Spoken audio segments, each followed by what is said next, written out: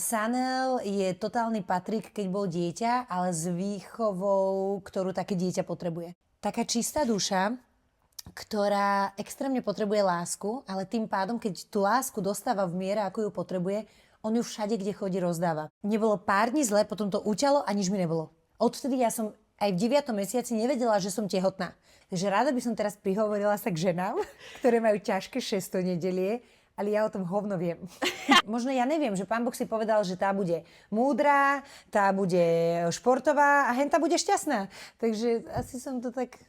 To bola tá tretia. On mu tak pekne hovorí Paťo malému, že no tak niekto má maminku, ktorá hovorí takto a ty máš mamu, ktorá sem tam takto hovorí, ale že buď za to rád, lebo že to je jej temperament a tak, lebo naozaj, že pre mňa zvýšenie hlasu nie je agresia v tom, ako to ja mám. Ja naozaj som chcela 2 deti vo väčšom vekovom horizonte, pretože ja si chcem jedno vypapkať a potom si chcem druhé vypapkať bez toho, že by ma drblo. On proste zbožňuje hudbu, skúma to, tanec, absolútne miluje. Takže toto si myslím, že je jeho silná stránka.